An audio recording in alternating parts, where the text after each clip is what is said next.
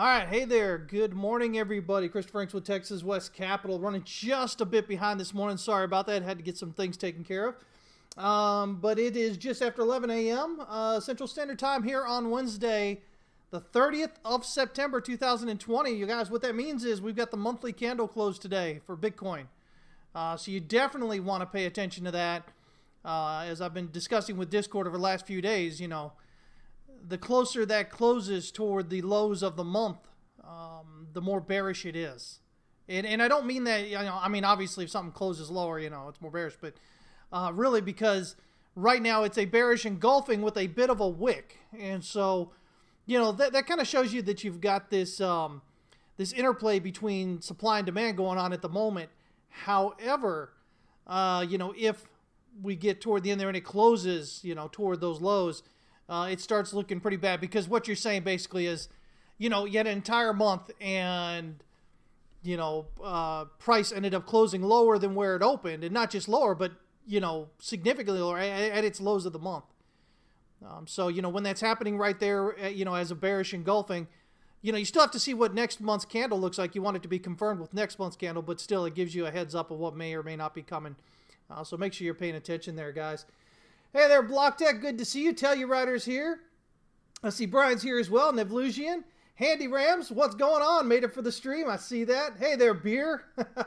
You used to be my best friend back in the day. Ah, man. That was a long time ago. Dana, what's going on, man? Good to see you. Good to see you, buddy. Onyx King, what's going on, man? Sean, yo, what's up? Hey, guys, listen. You can join us here at howtotradetowin.com. We would absolutely love to have you with us. If you don't know, man, we pump out content all day, every day, guys. This is not one of those half-baked kind of things that you find usually online, with crypto Twitter or something like that. We pump content, guys, day in and day out. Education, setups, all this stuff, man. If you're getting in there with our Tier 3, which is the only thing we have open anymore. Right now, Tiers 1 and 2 are closed off. They're full. But our Tier 3, man, you're getting live training every week. You've got, right now, if you join, you right now already have 30 plus hours of educational content, guys. That's not just how does the market work overall, but it's how can you, if you are just new to the markets even, or if you've been in for a while, how can you right now, today, go out there and find profitable trades right now without knowing much? And so it gives you a way to make some money while you're learning the markets and developing a bigger, better system for yourself. So we have all that. Plus, of course, we have hot takes, which come out every Sunday, Tuesday, and Thursday. We've got chart requests that I do all day, every day, that you'll find in the chart request channel. You'll see everybody's requests and everything. So there's always opportunities there.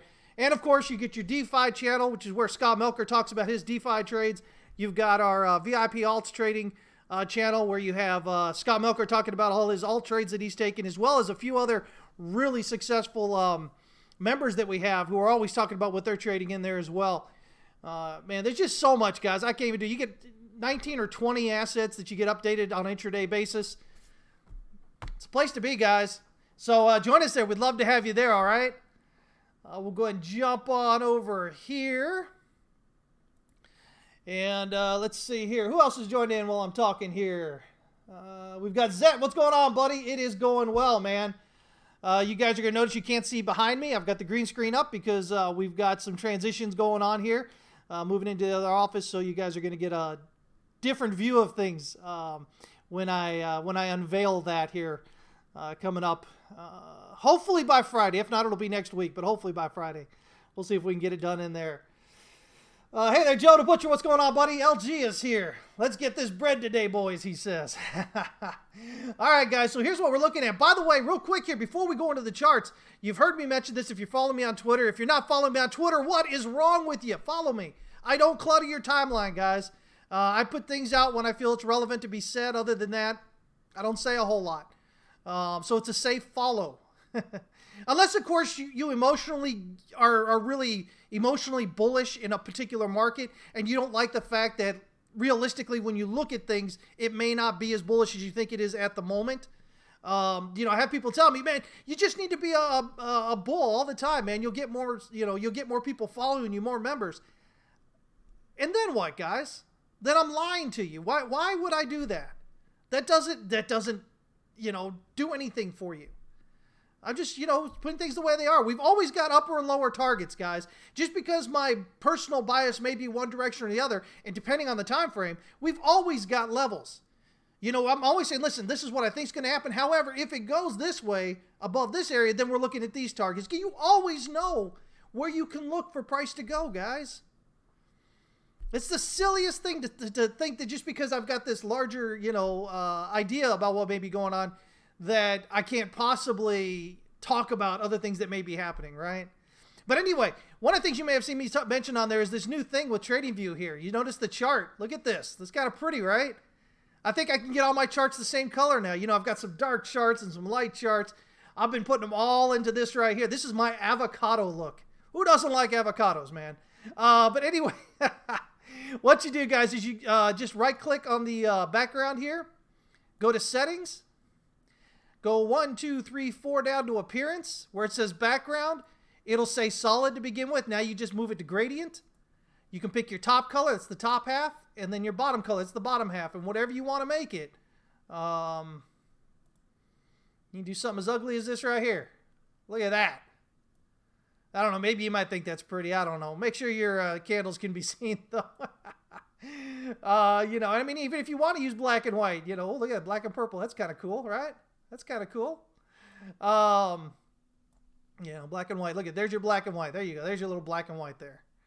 Or, of course, the other way around. Black and white. There you go. So, anyway, so you can do all that, guys, and change that on there.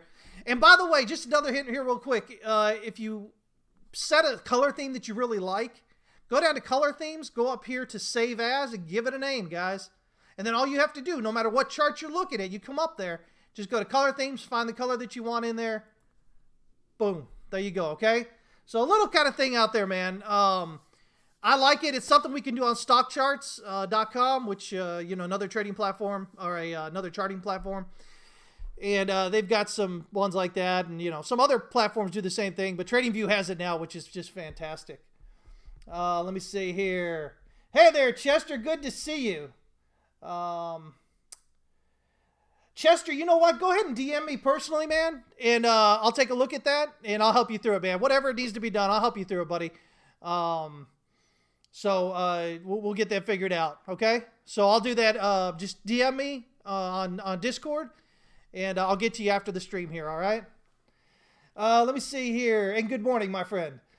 Hey there, Kyle. What's going on, man? What's the indicator at the bottom here? This right here, guys, this is the, let me see here. The BitMEX Funding and Premium Index by Neobutane.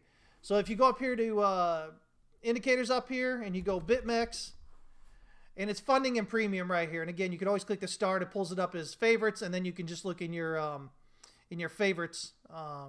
You can click that, and all the things that you favorited come up there. But that's what that is right there. And what it does is it tells you what the premium is, how the premium is, as well as what is your funding. So right now you can see funding is, it was long. It looks like it might be dipping into negative now. It was positive.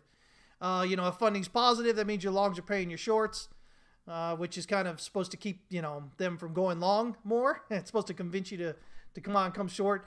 And it's the way that you get a perpetual contract to stay in line with the spot prices. Because otherwise, if everybody's going in one direction and they have no encouragement to go the other way, then it's not going to keep those perpetual contracts, which don't expire. That's why you have to have it, because normally contracts expire, whether it's, monthly or quarterly or whatever. And that's kind of your incentive of whether you want to buy or sell at different times. Well, perpetual contracts never expire. So as long as your account has enough money in it to maintain the margin on it, you can set it, you can hold it probably indefinitely. But that funding rate is your encouragement to buy or sell. And again, the only reason they do that is because that way it helps them, or it keeps the perpetual price in line with the spot prices. So that way perpetual prices aren't just taking off because, there's no encouragement not to do it or whatever there. So yeah. Let me see here. Let's see. I think that's all. I think that's all I got to say there about that.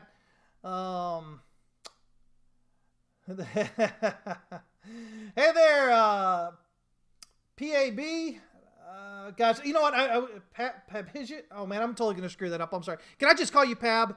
Will that work? I hope you don't mind. I hope I'm not offending you. It just makes it easier so that way I don't sit here and completely embarrass myself and butcher your name on there.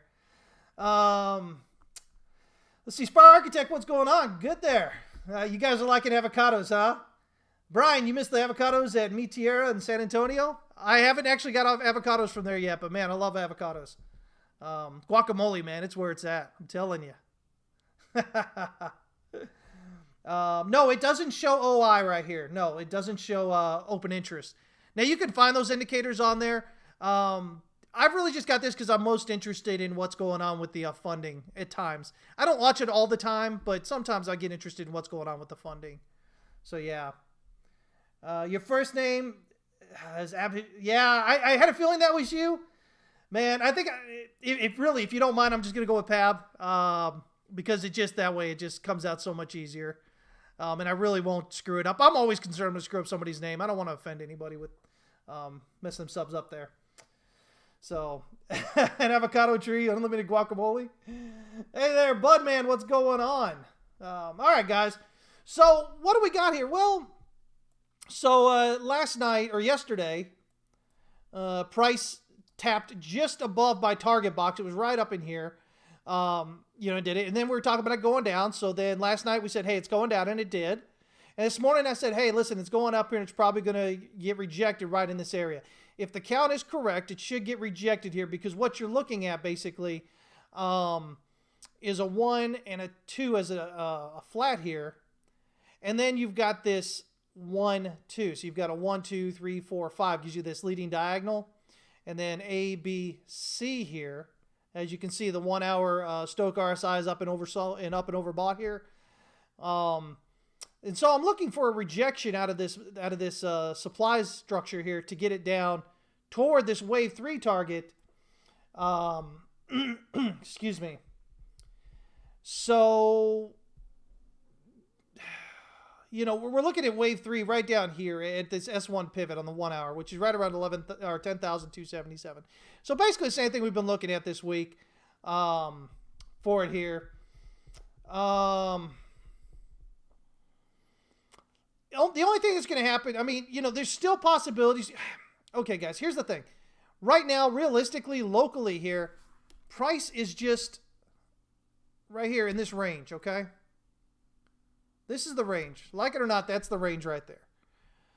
So as long as we're in this range, price could go either way. Now, if we break down out of this range, then we've got a high and a low and a lower high, and then we'll have a lower low. So locally here, we'll have a bit of a downtrend, okay? And so that then comes, that's in line with the count. But the count only remains valid, this count that we've got here, as long as it reverses prior to this high. If price happens to break out above this high, again, as I said earlier, always got looks both ways, right? So if price breaks out of this high here, then this can't be an ABC. Now, this can still be working on an ABC somehow, maybe. I'm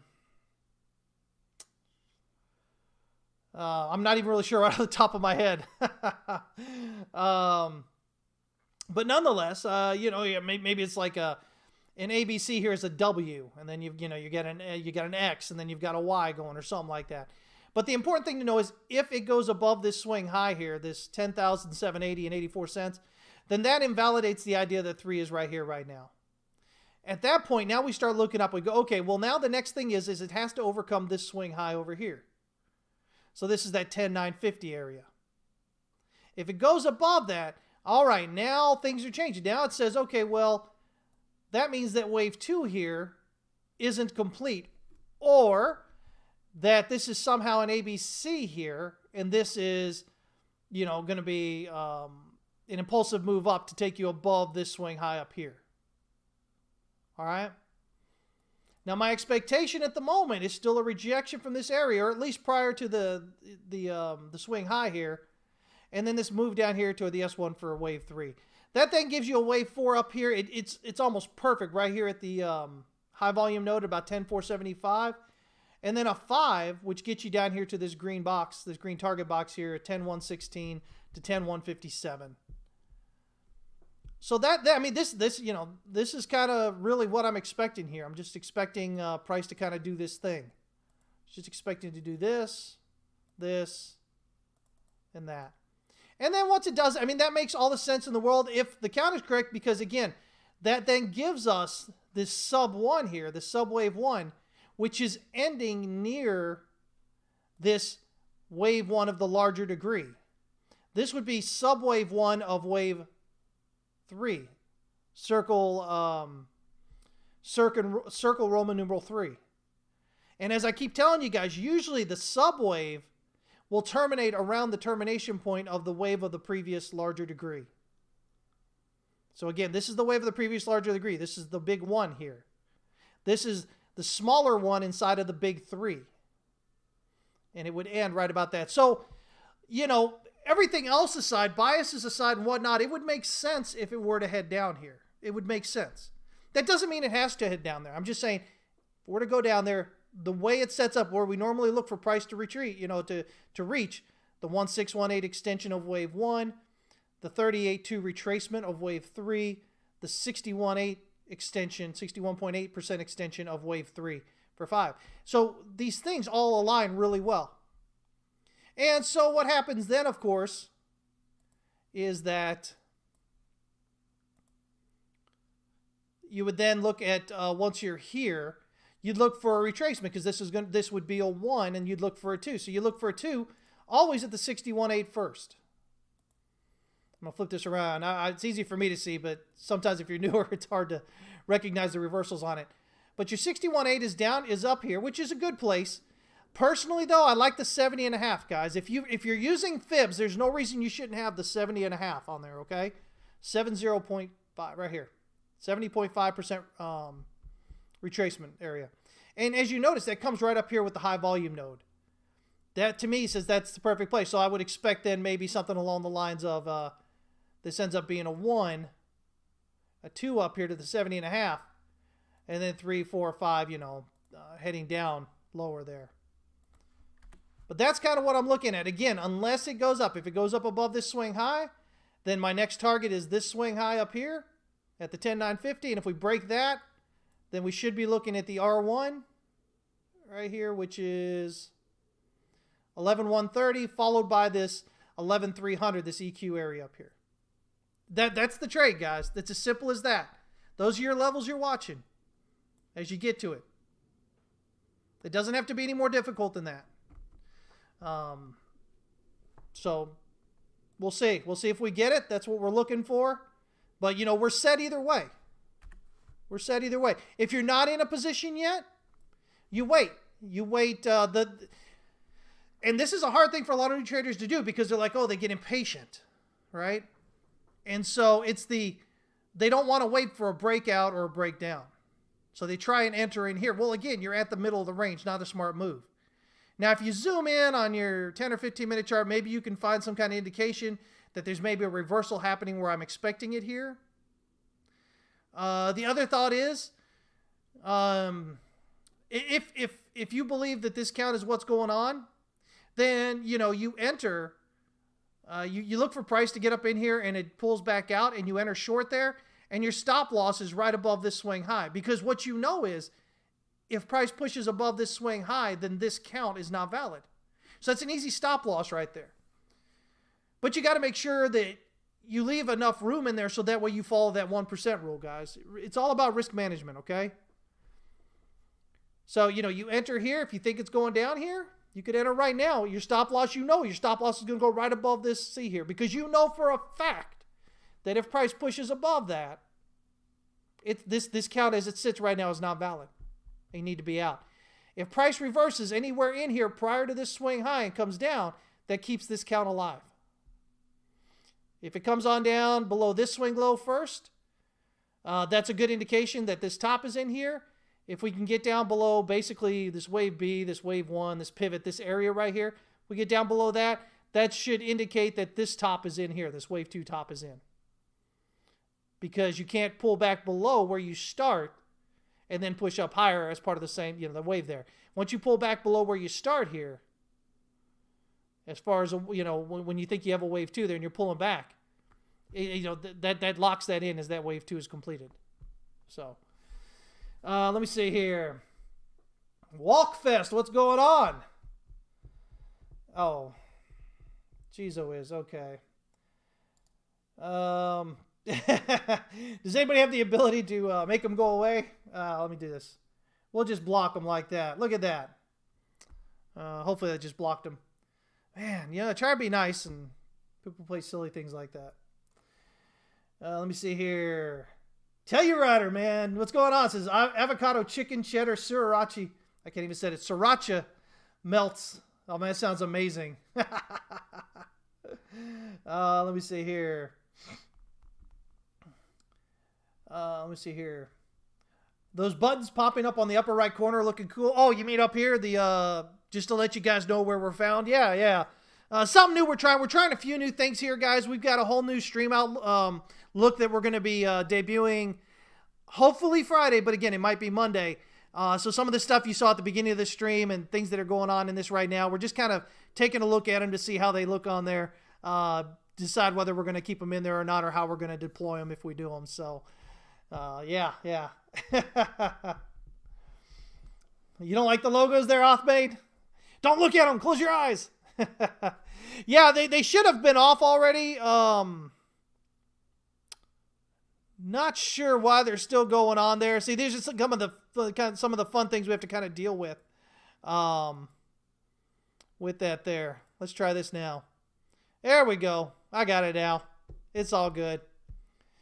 Anyway, yeah, the logo thing is just something we were trying just for like a little bit at the beginning of the stream as people come in. So they've got that and then kind of take it off. So it's not going throughout the entire stream. Yeah. I got it taken care of there. But anyway, I mean, so that's really all we're looking for as far as Bitcoin goes, guys. It's not too difficult. This is really what trading is, guys.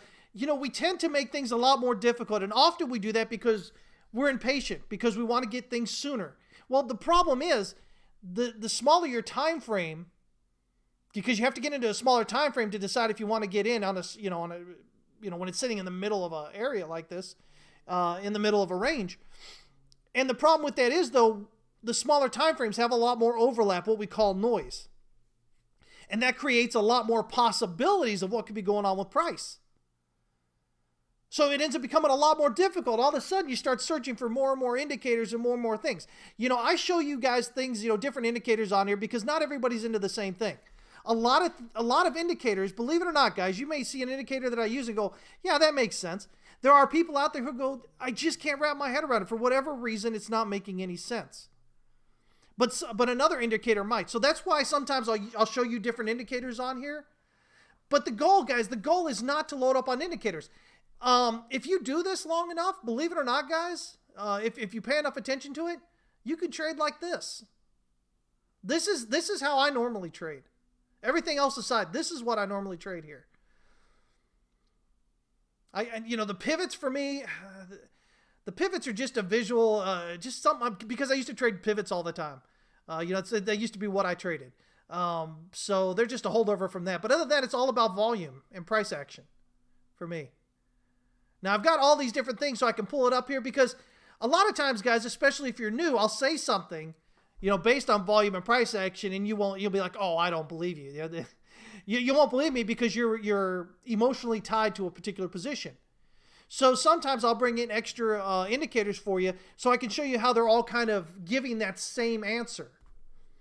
But at the end of the day, guys, the goal should not be to have 50, indicators on it or whatever. The goal should be to get to this point. And you can all get there. Now, that doesn't mean you can't use indicators. I mean, if I'm going to use indicators, guys, you usually see me with the RSI and the Stochh RSI. Just because it's a gauge of momentum. Why both of them when they're doing the same thing? Because Stochh RSI, I've learned to view Stochh RSI in a certain relationship with RSI. RSI, again, the way I used to explain this is, for me, RSI, if you guys have ever driven a manual transmission in a vehicle, you've got your speedometer and you've got your RPM gauge, right? And so you rev the RPMs, right, to get more power in that gear. And so what that means is your engine spins faster at that gear rating, right? It's the same idea here that I kind of look at with this. RSI is basically your your speedometer, it tells you what the momentum is and where you're, as you're moving. Is that speed, is that momentum increasing or decreasing, right? Your Stoke tells you how strong or how much effort is being put into that. So if your RSI is not, it's moving kind of slow, but your Stoke RSI is just firing through like it's all guns blazing, well, that tells you there's a lot of effort going on, but not as much result. So same thing we kind of look at with volume and price action, but just in the form of the RSI and the Stoke RSI. Similarly, and so what that means is, if you've got your RSI just moving up a little bit and your Stoke RSI is really pushing fast and hard, what that's telling you is the buy side, the demand side, is having a lot of difficulty getting through supply. It doesn't tell you that there's a lot of either, but what it says is the relationship between supply and demand at that level is making it difficult for demand to move up. And of course, the same thing for if it's the other direction, for supply to move down, to push price down. And so the opposite of that is if you've got your RSI moving pretty quick here, but your Stoke RSI is moving slower, that means it's not taking as much effort to really move your momentum, which means, if it's going up, your demand is having an easy time overcoming supply. If it's down, your supply is having an easy time of overcoming demand. So, if I was to have indicators on that, probably that. But again, at the end of the day, it just comes down to, to get to this point here. Now I've got other fibs and things on here because I've got all these different things that I talk to you guys about and answer questions about all the different time frames. So my charts tend to look a bit more messy or a bit more busy than most people's, but that's because of what I do with TWC. So that's a nice chart right there. I just kind of watch that, that price action, that volume there. Use your pivots as potential levels on it. But yeah, so there we go. Let me see here. Hey there, George. Says, do you take a look at the S&P and NASDAQ today? Not today. It'll be Friday. Friday, we'll look at everything. Friday is the longer show, and we'll take a look at Bitcoin, the DXY, the Dixie there, natural gas, oil, stock markets, the NASDAQ, the S&P minis, probably the Dow Jones, stuff like that. Gold, silver, precious metals there. Maybe even Forex sometimes. We'll kind of look at requests as well. People, sometimes ask to look at the cubes or something like that. And we'll do all that there on Fridays. Usually, now that we've got this new schedule going on, Mondays and Wednesdays are Bitcoin and dollar related. So speaking of the dollar, because the dollar drives everything right now, guys. If you don't know, surprise, welcome, wake up. Bitcoin is not moving in relation or not inverse to the stock market and gold and all that. Who cares about all that nonsense? All you should care about is how is your asset that you're trading moving in relation to the DXY, in relation to the dollar. That's what you should be interested in. So right now, I think we've probably got this idea going on here where we've got, again, our 1, 2, and then we've got a sub 1 here of 3. So this should give us a 2 then. Now, we've got a 1, 2, 3, 4, 5 here. So and then ABC here gets you a B. And now from that, I guess it's possible we could have a 1, 2, 3, 4, and then we'll have a 5 down here. Basically, all you have to look at is this. I think it'll either reverse around the 61.8 here, because this is an area of support or resistance. You see how it works as resistance right here and then support right here? So either there or it'll come on down here to the EQ of this smaller structure here at about the 70.5. So right down here at around 93.30. Coming off that, then we should be looking for a minimum, subwave 3 target here of about 96.54. That gives us a minimum larger wave 3 target up here of just above the large trading range EQ here, which is this dashed line. Right about what's over here is the R3 pivot, all at that 97.30 kind of area. Oh. Sorry about that, guys, man. This weather just killing me. Making my nose itch a bit this morning. So, overall, dollar's looking still strong. there's no reason to be bearish on the dollar at the moment. It hasn't broken structure. It's still good. So at least locally here, since the move up, we're still good. We're still bullish. And if the dollar's still bullish, then in general, you should expect your other assets to generally still be bearish. And so that's what, that's the big way we're looking at it. As long as the dollar's pushing up and rising, the rest of your assets are going to have to figure it out. They're going to be getting a lot of pressure on price. Because again, this is the value of the dollar. And if your dollar is worth more, then it takes less of them to buy a thing, right?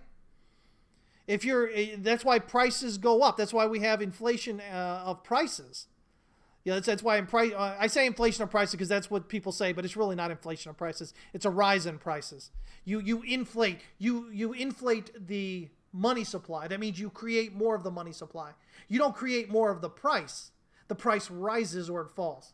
So when people talk about price inflation or price deflation, guys, just understand they're not being true to what it means. And I'm a real big those of you who've been following for a while, I'm real big about semantics. Or what people say, oh, it's just semantics, nothing. Well, I'm real big about that because when you talk about things, you should always strive to be clear in what you're saying so that there's no miscommunication.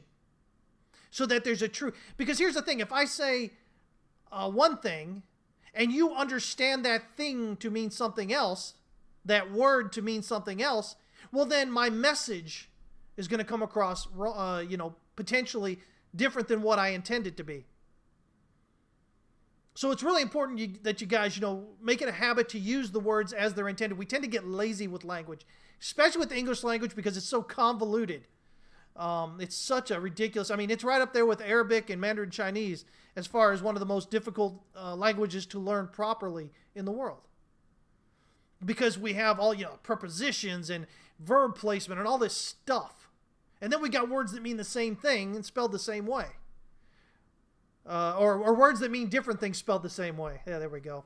Or words that are spelled the same way or spelled differently that mean the same thing. So there's a lot of convolutedness in language. So the more that you can seek to use the words properly, the better chance that your point you're trying to get across is going to be understood as you intended to be understood.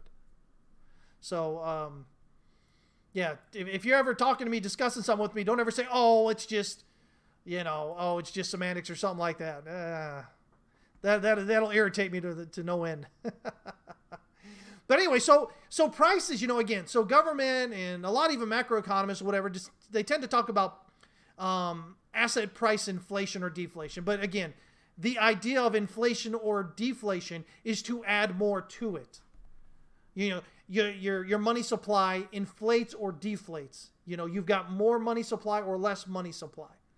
Price does not inflate or deflate. Price rises or declines. And like I said, there's a significance in the difference between inflation, deflation, and rise and decline. So much so that it completely changes what you're saying if used improperly. And then that creates confusion and arguments and, people hating each other. There's no room for that in this world, guys. Don't hate people. God, such a waste of time. We're on this planet for such a short time, guys. Why would you waste time actually hating somebody? I really don't get it, guys. I really don't. It's not my style, man. Anyway, let me see here. Hey, Silvio, what's up, buddy? Good to see you. Let me see here.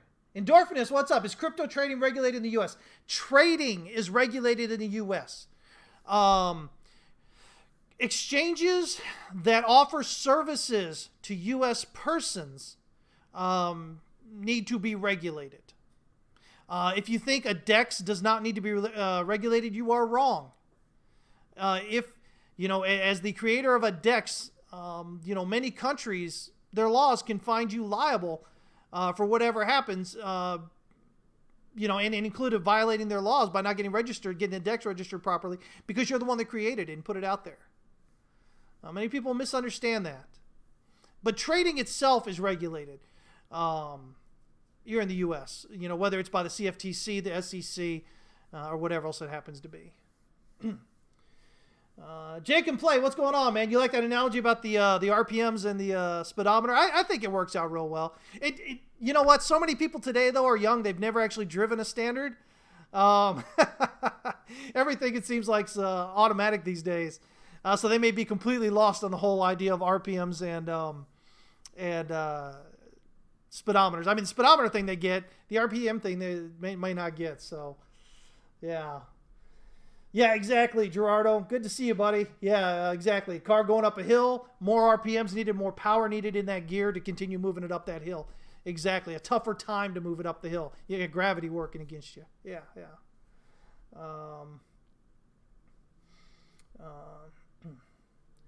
Also, do you offer to tax the gains as capital gains? Oh, here in the U.S., what does the government do? So the government, the way that... so here's the thing. Cryptocurrencies and whatnot have not been actually defined by Congress. So since they haven't been defined by Congress, then the IRS is able to come out and say, well, this is the way we view them. And this is the way that they need to be taxed until Congress says something different, or until they take to court and the court says, no, that's not correct. IRS, you're wrong, which happens occasionally. And so the IRS views, cryptocurrencies as personal property. So being that they're as property, and so being as property, what is the word I'm looking for? It'll come to me, guys. But anyway, what it means is if you hold an asset for more than 1 year, you'll get the long-term capital gains rate.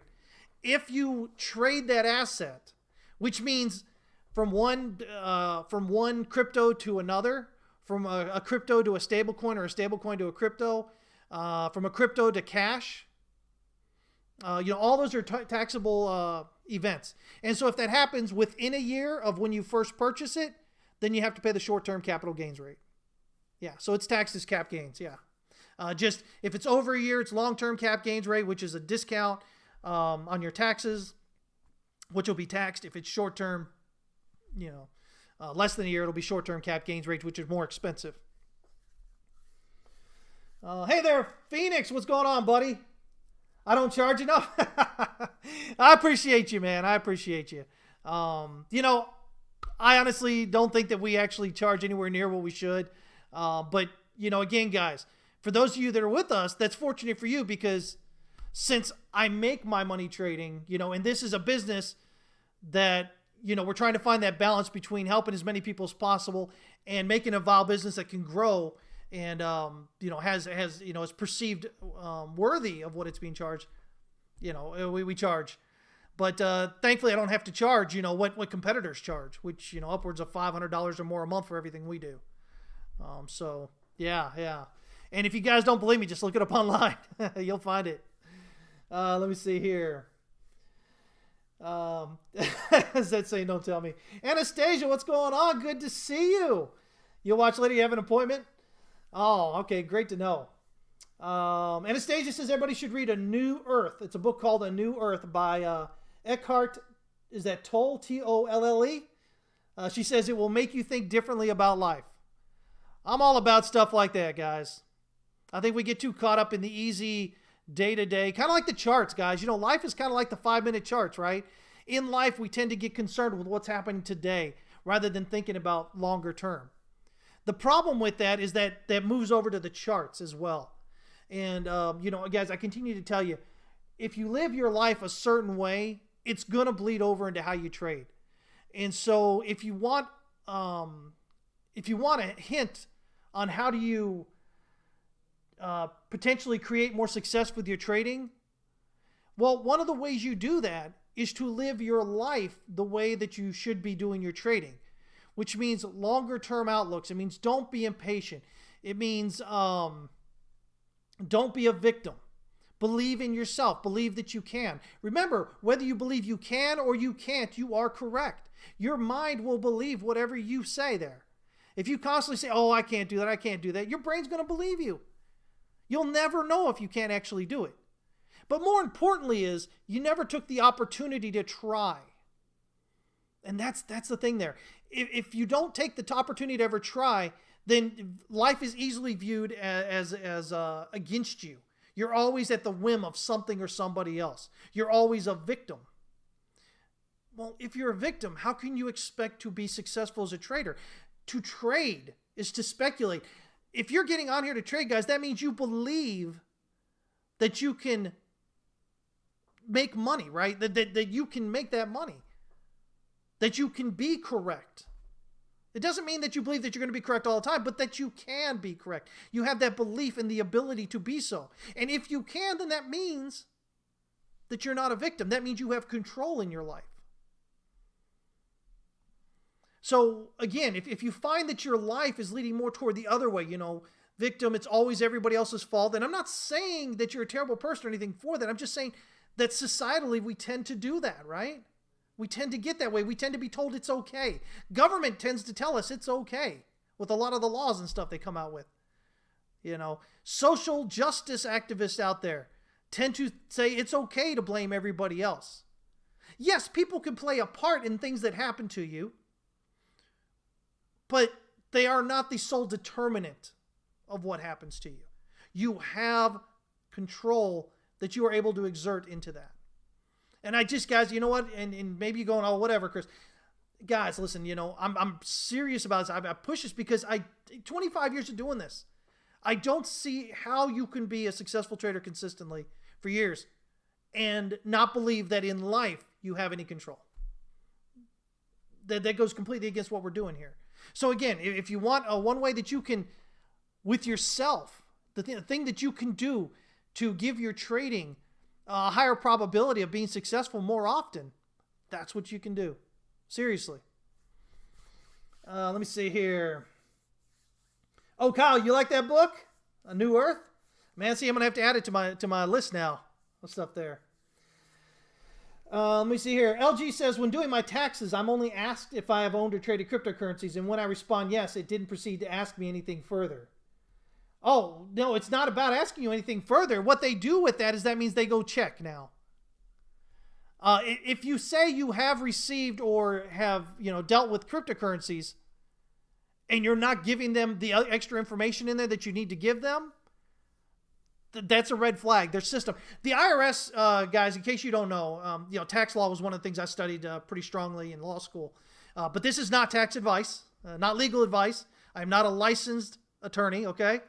I've just got a law degree. Who the heck wants to be a lawyer? I'm just kidding. I've got this better stuff to do. But the IRS has a big automated system. And it compares the information you give, if you're working for somebody else, against the information that they say about you as an employer. And if anything's different, it kicks out a red flag, which sends it to a real person who then looks it over. If you mention, yes, you've received or dealt with cryptocurrencies, but there's no, you haven't filled out any extra forms on there, because there are forms that you're going to fill. I can't remember the number of the form number at the top of my head right now, but it gives it where you're supposed to list your transactions. And so if you're not doing that, that's going to kick a red flag. It'll kick it out to somebody who's going to look at it personally. So there's all these different ways. They'll compare it against exchanges, that they have information from. Again, and if there's discrepancies there, red flag, kicks it out. Real person looks at it. So you guys have to learn to report your taxes, your crypto taxes, correctly. And I'll tell you what right now, especially if you're doing a lot of trades, guys, the best money you'll be able to spend will be on a good crypto software, accounting software, something like that. Something that just does it all for you. You still got to go back, look over to make sure it's correct. But if you can do that, or a CPA or somebody that really understands the cryptocurrencies and whatnot in the market, and not the market, but the IRS when it comes to that, it'll be the best. Some things, guys, just aren't worth the time and the headache. Trying to manually, especially when you're making thousands and thousands and thousands of trades a year, which happens because if you just do one buy or one sell order, it might buy or sell at different levels. And each one of those is a separate transaction in the eyes of the law. So you may have a single buy price, but it might be filled in 5 different purchases at 5 different prices, right? So it's not just a one buy there. You've got 5 different levels that you're buying at there, 5 different transactions. And all those need to be, included with your crypto taxes.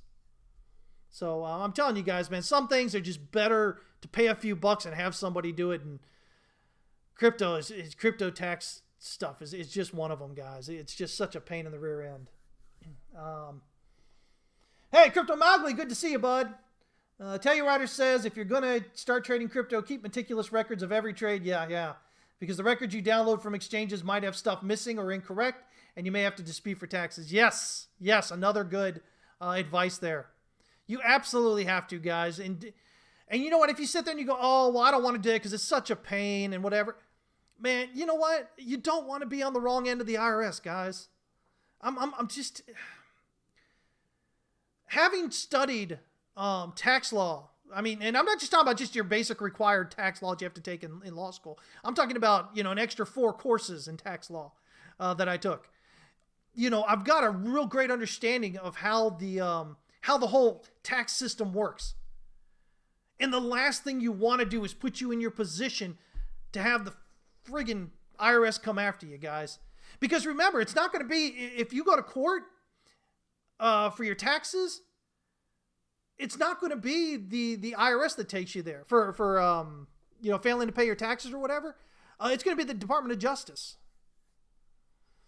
And so, you don't want to deal with that nonsense, guys. It's oh my gosh, you don't want to go through that. The deck is stacked against you.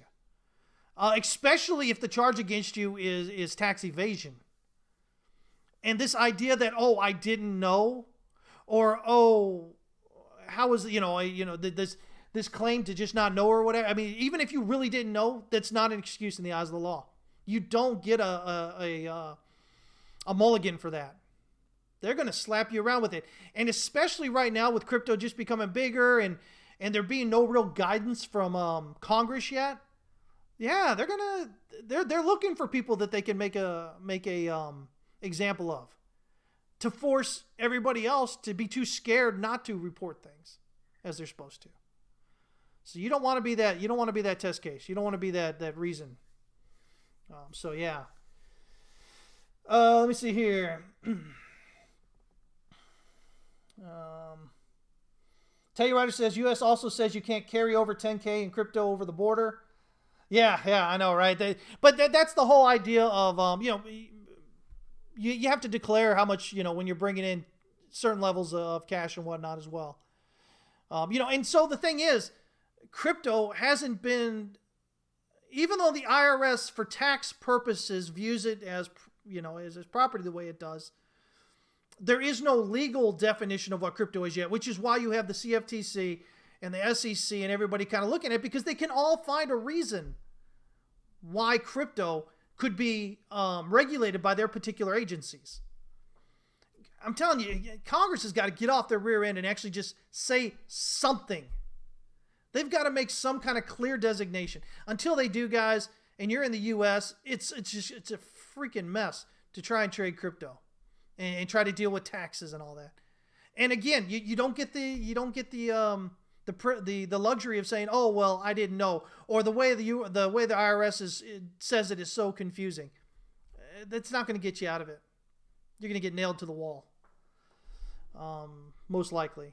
So I would, again, guys, my strong suggestion is just pay attention to every trade you make, report it all, and don't try and not do it.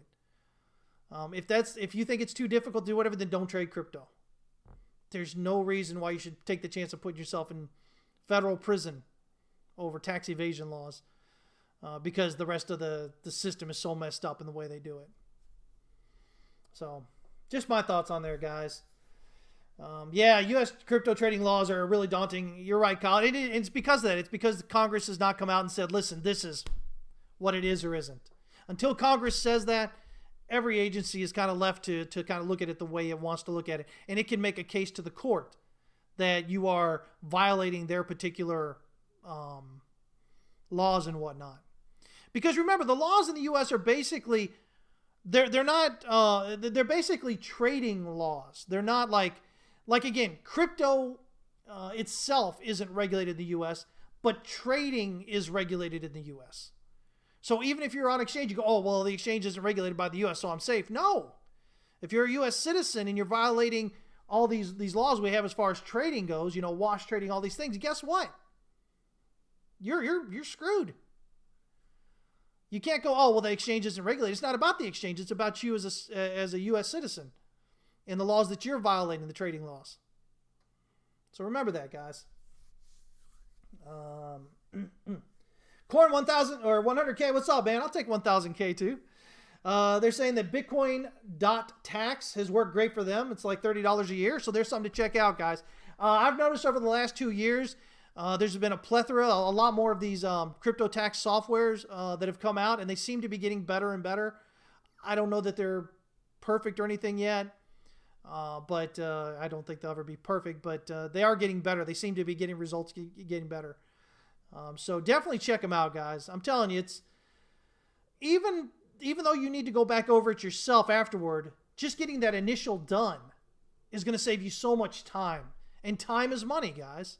Your time is worth something. So if you can get it to do that, you pay a few bucks there and get it to do that, it'll open up a whole bunch of time there. Kyle, have a great day, man. Endorphinus says, ignorance of the law is no excuse. Exactly. That's the way, especially here in the U.S., the way the courts view things. And that's not just taxes, guys. That's all laws here in the U.S. I say this just because I've heard so many people think, oh, yeah, well, I'll just tell them I didn't really know. Or that it was really confusing. It didn't make any sense. And look, this person and that person. Man, you can attempt it all you want, but I'm going to tell you right now, the odds of you winning is extremely low.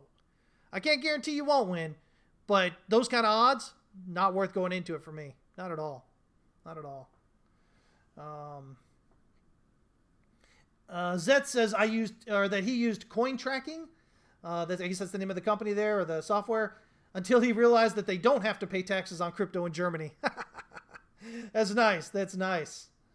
Let me see here. Chester says Canada is a bit cleaner, but it's messy everywhere. Yeah. So there we go, guys. I mean, this is kind of what we're looking at here. So we're looking to see if we get, again, just as a recap, we're looking to see if we can get a reversal out of here. This gives us a 1-2. Working our way down here, we've got a minimum wave 3 here, this wave 3 target down here at the S1 pivot. This is Binance chart, by the way. It's about 10,275 or so. But again, this count I have here is valid as long as price remains below this swing high up here. This 10,867.54. If we get above that, then like I said, we'll look and see if it gets above this swing high here. That's the next target. If it gets above that, your R1 pivot on the 1 hour and 4 hour here at about 11,130, and then 11,300 up here is your range, and that's how I'd watch it. Going with that, it's honestly, guys, that's it. You don't have to make it any more difficult than that. You know exactly where you're looking if it's going or not. Now you just have to use risk management because it may or may not reach these other targets, but you know that again, if you're going above this one, then you know this is invalidated right now. And now, the next target is, can it get above this swing high? If it gets rejected at prior swing high and then drops down below this swing low, well, now you've got potentially some other kind of count going on here. But this is still valid until price gets above that swing high, that 10,950. If it gets above that, then this as an ending wave 2 here is no longer valid. So we have to see that maybe this wave 2 is still playing out higher. So that's all it is, guys. Swing highs and lows. But don't do them on the 15-minute. At least do the hour or the 4 hour. That way you've got a lot less noise and whatnot in there, and you can kind of move on a bit. You don't have to be so always so worried about everything that's going on there. It's real bad, guys. Just if you're a new trader, I keep talking about it, guys. Learn patience. Impatience will drain your account faster than anything else. Impatience is an emotion. And emotional trading will lose you money. All right? So if you find yourself being impatient, then definitely work on that. You can work on. That's what you need to work at. You guys notice, often, if you followed me before, if you're here today, you notice the things I talk about most are not all these different techniques and ways of looking at the chart here, right? It's not all this stuff. It's this stuff up here. Because this is the stuff that most people don't pay attention to, and this is the stuff that you can actually do right now without any real, oh, how do I do it? I mean, it's easy. You do it, right? It's not like a new thing you have to learn. It's all about changing the way that you think, the way you view things. Are you being emotional, recognizing it and working against that? Are you being impatient, recognizing that and working on being not impatient? These are things that you can literally do that will exponentially increase your likely chances of success over a period of time as a trader. But these are the things that get the least amount of attention. You'll notice that out there. Why? Because when you come in as new traders, what does everybody know? They know you just want that magic system, that magic technique where you can do these 3 things and you can be a millionaire next week and start with $10 today, right? That's what most of these companies out there sell you guys. And that's why people are so upset with them. That's why people get so frustrated with them. Because it doesn't work like that. And even if they have a system that's potentially useful, if you don't get the emotions and all these other things, I talk about these things that you've got in you, these innate psychological, emotional things taken care of, it doesn't matter because you won't follow the rules according to that system. You won't. You'll sit there and go, oh, yeah. Well, no, you won't. You won't. As a human being, you won't, guys. You have to get control of your emotions. You have to understand their importance and what's going on there. Let everybody else be emotional. And if you know that they're going to be emotional at this point and this point and that point, then that helps you figure out better places to trade. Better entries, better exits. As long as you're not joining in the emotion with them. And that's whether you're euphoric because price is rising and you're making money, or it's depressive because price is dropping and you're losing money or whatever. So anyway, Brian, you're looking at the 15-minute chart, man. I don't know. I'm not looking at the 15-minute chart. I'm looking like it looks like we might be getting rejection here on the 1 hour. And so I'm gonna get going here in a minute, guys. I've stayed a couple extra minutes because I started a little bit later today. But if we look here, see this 3-candle structure right here? You have the strong move up. And what's important here is notice you have the strong move up, couple of short candles, lots of wicks, strong move up, wick up, and then the next one is large wick down. You got this hammer type thing going on. And so these 2 candles here start telling you, okay, well, you've got supply and demand fighting it out here. And then you got this one pushed up again, but now it's coming back down. And it might end up, now this wouldn't be a bearish engulfing because the high was this one over here, not this one in the middle. In order for this to be bearish engulfing, this candle would have had to have been the high. But nonetheless, now you've got this wick up here and you're getting this long body kind of pushing it down here. But you've still got 47.5 minutes left on the hourly chart, so anything can still happen. But right now, it looks like we're getting a rejection. And so when we look at that with where is it getting rejected, at the 65, almost 70.5, this supply structure, that starts making it more and more likely that it probably is. On this larger move here, this move up from the swing low to the swing high, you can notice that this area right here is the 38.2 extension, or the 38.2 retracement. Again, getting rejected. So there's a lot of confluence in that area.